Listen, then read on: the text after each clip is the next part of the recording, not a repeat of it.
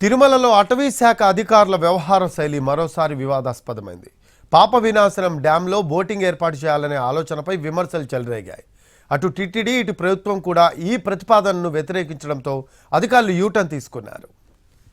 శేషాచలంలో 365 తీర్థాలున్నాయి. అందులో పాప వినాశనం తీర్థానికి అత్యంత ప్రాశస్త్యముంది. తిరుమలకు 7 కిలోమీటర్ల దూరంలో ఉన్న ఈ డ్యాం అటవీశాఖ పరిధిలో ఉంటుంది. 365 రోజులు ఇందులో నీళ్లుంటాయి. తిరుమలకు వచ్చిన భక్తుల దాహార్తిని తీర్చడానికి ఈ జలాలే ప్రధాన వనరు. 1985లో రిజర్వాయర్ను నిర్మించారు. ఇలాంటి డ్యాంపై అటవీశాఖ చేసిన ప్రయోగం దేవస్థానానికి తలనొప్పిగా మారింది. డ్యాంలో బోటింగ్ ఏర్పాటు చేయాలన్న ఆలోచనతో సెక్యూరిటీ ఆడిటింగ్ పేరుతో అటవీశాఖ అధికారులు బోటింగ్ సాధ్యాసాధ్యాలను పరిశీలించేందుకు నిపుణులను రప్పించారు. కొందరు బోట్ల ద్వారా డ్యాంలో బోటింగ్ అవకాశాలను పరిశీలించారు. ఈ విషయం వెలుగులోకి రావడంతో అటవీశాఖ అధికారుల తీరుపై విమర్శలొచ్చాయి.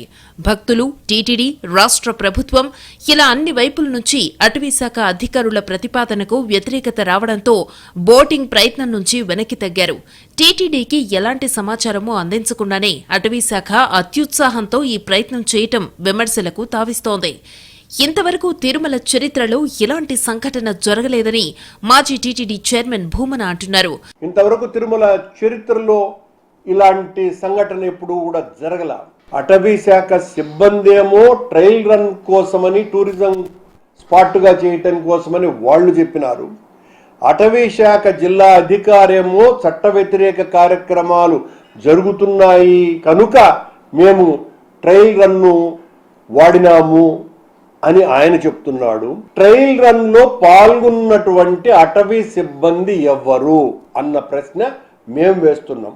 తిరుమల పర్యాటక క్షేత్రం కాదని, పవిత్రమైన క్షేత్రమని టీటీడీ పదే పదే విజ్ఞప్తి చేస్తూ ఉంటుంది. ప్రభుత్వం కూడా ఇదే మాట అంటుంది. సీఎంగా చంద్రబాబు బాధ్యతలు స్వీకరించిన వెంటనే తిరుమల ప్రక్షాళన మొదలుపెట్టారు.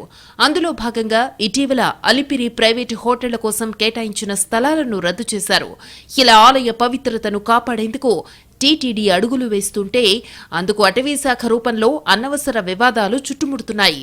అటవీశాఖ అధికారులిచ్చిన వివరణ సహేతుకంగా లేదని టీటీడీ విజిలెన్స్, పోలీసులు మండిపడుతున్నారు. చేసిన తప్పును కప్పిపుచ్చుకోవడానికిచ్చిన వివరణ మరో వివాదంగా మారింది.